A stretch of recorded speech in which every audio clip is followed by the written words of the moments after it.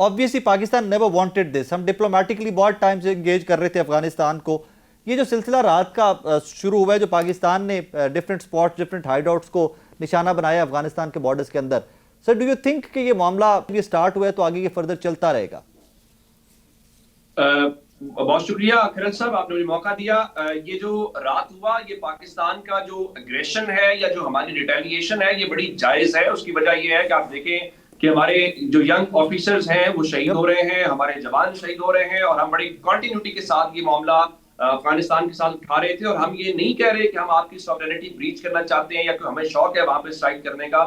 ہم یہ کہہ رہے ہیں کہ دیکھیں یہ ہمارا ایویڈنس ہے, یہ آپ کے پاس لوگ ہیں اور آپ ان کے خلاف ایکشن لیں. جب آپ ایکشن نہیں لیں گے تو میں کیسے کہہ سکتا ہوں کہ آپ وہاں سے آئیں میرے آفیسرز کے اوپر اٹیک کریں یا ہمارے سیویلینز کو شہید کریں, تو ہم اس کو کر نہیں سکتے. یہ ایک بات ہے. لیکن دوسری بات جو ہے وہ ہمیں ریئلٹی کے قریب رہ کر کرنی چاہیے کہ جو ہم اس چیز کا آغاز کر رہے ہیں اس کو لمبا عرصہ نہ ہم چلا سکیں گے, نہ یہ اچھی کوئی پریکٹس ہوگی. سچی بات تو یہ ہے. دیکھیے ایٹ دی اینڈ ہمیں افغانستان کی عوام سے کوئی ہمارا مسئلہ نہیں ہے. ہم افغانستان کی عوام کو ہوسٹ کرتے آئے ہیں, ہم آئندہ بھی ہوسٹ کریں گے, ہم ان کی مشکلات کا بھی خیال کریں گے, اور ہمیں افغانستان کی عوام کو بھی پاکستان کی عوام سے کوئی مسئلہ یا ہم پاکستان سے کوئی مسئلہ نہیں ہونا چاہیے. ہمارا پرابلم صرف دہشت گردوں سے ہے. وہ دہشت گرد جو ہماری امام بارگاہوں پہ حملے کرتے ہیں, ہماری سیکورٹی فورسز کے اوپر حملے کرتے ہیں. لیکن میری ایک بڑی التجا یہ ہے کہ ہمارے جو حکام ہیں یہاں پہ جو ڈیسیژن میکرز ہیں ان سے کہ یہ ٹھیک ہے جہاں تک ریاست کی ریٹیلیشن ہے جائز ہے, غصہ بھی ٹھیک تھا کیونکہ ہم نے کب تک اس چیز کو برداشت کرتے, لیکن آپ کے پاس اور بہت ساری آپشنز ہیں ایز آف دس مومنٹ بھی ہیں. آپ کو سیم ٹائم کے اوپر جو ہے وہ نیگوشیٹ, مثال کے طور کے اوپر آپ انٹرنیشنل کمیونٹی کو جیسے ہم نے پہلے انگیج کیا, ہم سعودی عرب کو انگیج کر سکتے ہیں یا ہم ترکی کو انگیج کر سکتے ہیں, ایون قطر کو انگیج کر سکتے ہیں. جن کا صاحب کیا نکلا پہلی ایفرٹس میں سے؟ Multiple time different platforms پہ انگیج کیا نا, کیا نکلا ان میں سے؟ اس کے باوجود ذاکر صاحب اس کے باوجود آپ کو جانا پڑے گا. اس کے علاوہ میں ایک چیز اور کہنا چاہتا ہوں, آپ کے پاس انٹرنل بھی کچھ ایسے فیکٹرز ہیں جس طرح مولانا فضل الرحمان صاحب ہیں, آپ کے پاس کچھ اور اس طرح کے عوائدین ہیں, اکابرین ہیں, ان کو استعمال کیا جا سکتا ہے. ڈزنٹ مین کہ آپ ایک بار ناکام ہوئے تو آپ کہیں گے ہم فورس کا ہی استعمال کریں گے.